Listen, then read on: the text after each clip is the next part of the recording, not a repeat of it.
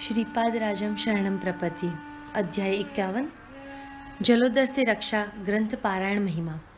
मेरे करुगढ़ी में रहने के समय अश्विनी कृष्ण द्वादशी आई थी।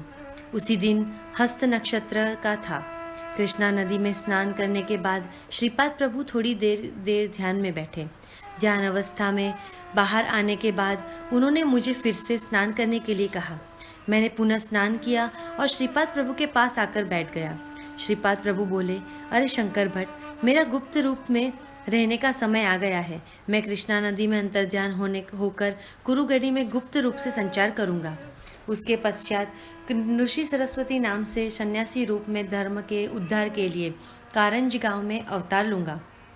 तुम्हारे द्वारा लिखा हुआ ग्रंथ श्रीपाद श्री वल्लभ चरितामृत, यह महापवित्र ग्रंथ भक्तों के लिए कल्पतरु होगा। वह अक्षर सत्य ग्रंथ होगा। दिगंबर दिगंबर श्रीपाद वल्लभ दिगंबरा, इसका सर्वत्र जयघोष होगा। इस ग्रंथ का पारायण करने से इहलोक और परलोक में सुख शांति होगी। साथ ही जीवन यापन आनंद से होगा। इस ग्रंथ का प्रत्यक्ष अक्षर वेद वाक्य से समान माना जाएगा।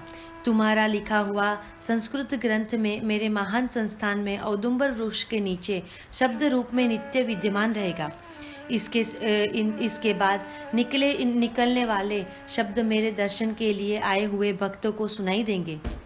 जिसे हृदय में मेरे दर्शन की तीव्र इच्छा होगी और मेरे दर्शन के लिए व्याकुल होंगे, उन्हें मेरे दर्शन अवश्य प्राप्त होगा।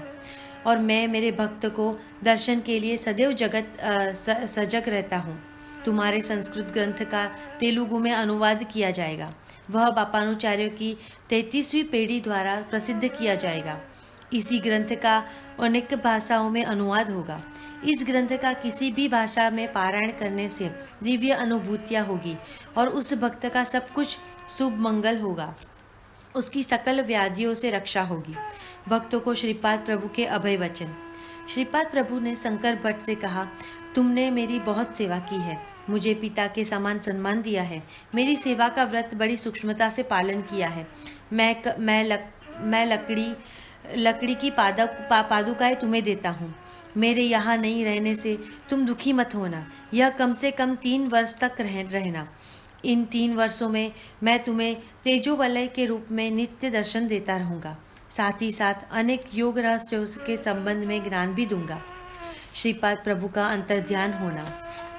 हे शंकर भट्ट, 3 वर्ष के बाद आने वाली अश्विन कृष्णा द्वादशी को तुमने लिखा हुआ श्रीपाद श्री वल्लभ चरितामृत, यह ग्रंथ मेरी पादुकाओं के पास रखना।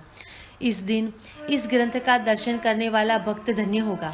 समस्त भक्त गणों को मेरे मंगलमय आशीर्वाद। उतना कहकर श्रीपाद प्रभु ने सभी भक्तों से विदाई ली और कृष्णा नदी में अंतर्ध्यान हो गए। उनकी लकड़ी की पादुकाएं हृदय से लगाकर मैं माँ से बिछड़े हुए बालक की तरह रोने लगा।